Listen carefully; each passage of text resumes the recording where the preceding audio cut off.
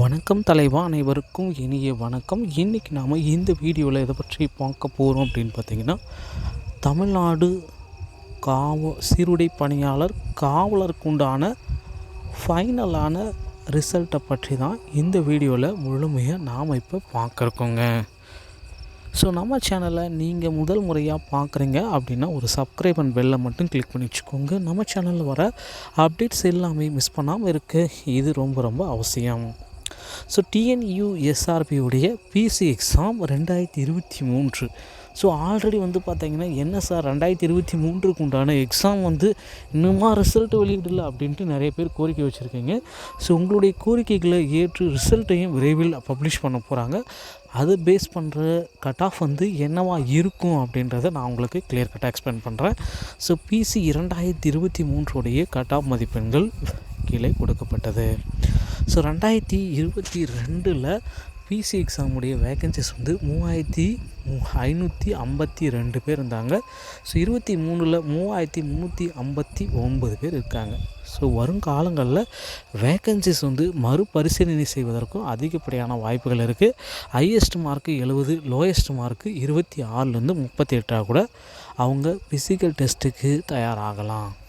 So ஆண்கள் மற்றும் பெண்களுக்கு கம்யூனிட்டி வைஸாக கட் ஆஃப் மதிப்பெண்களை நீங்கள் பார்த்துக்கலாம்.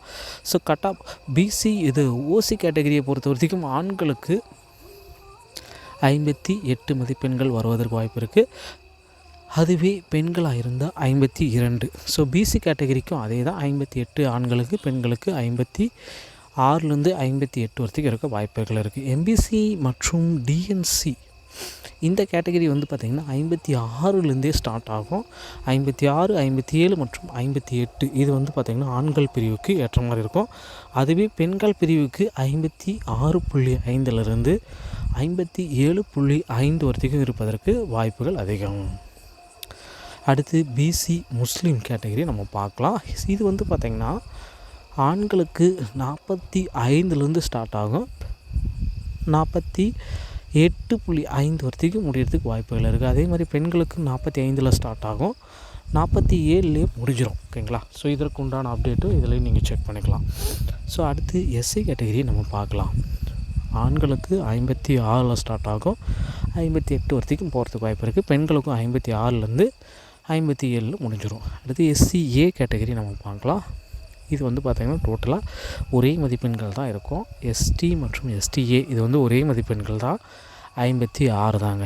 ஸோ ஆண்களுக்கு, பெண்களுக்காக இருந்தால் 55, லாஸ்ட்டாக பார்த்திங்கன்னா 54, 55, 56 இந்த மதிப்பெண்கள் இருந்தால் கூட பெண்கள் கேட்டகரியில் வரப்போ இவங்க ஃபிசிக்கல் டெஸ்ட்டுக்கு தயாராக முடியுங்க.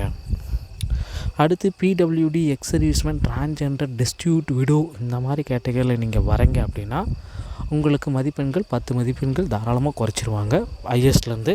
ஸோ 44.5லேருந்து 45.5 வரைக்கும் ஆண்களுக்கும், பெண்களுக்கு 43லேருந்து 44 வரைக்கும் இருந்தாலே ஃபிசிக்கல் டெஸ்ட்டுக்கு இவர்கள் அனைவருமே தகுதி பெற்றவர்கள். ஸோ இந்த கட் ஆஃப் மதிப்பெண்கள் சிறிதளவு மாற்றங்கள் கண்டிப்பாக கிடைக்கும். பெரிய மாற்றங்கள் இதில் வரத்துக்கு வாய்ப்புகள் கிடையாதுங்க. ஸோ டிஎன்யூஎஸ்ஆர்பி சம்பந்தமான செய்திகள் அனைத்தையும் நீங்கள் உடனுக்குடன் பெற நம்ம சேனலோட இணையதளங்கள் அடுத்த வீடியோவில் இன்னொரு செய்தியோடு உங்களை சந்திக்கிறேன். நன்றி, வணக்கம், தேங்க்யூ.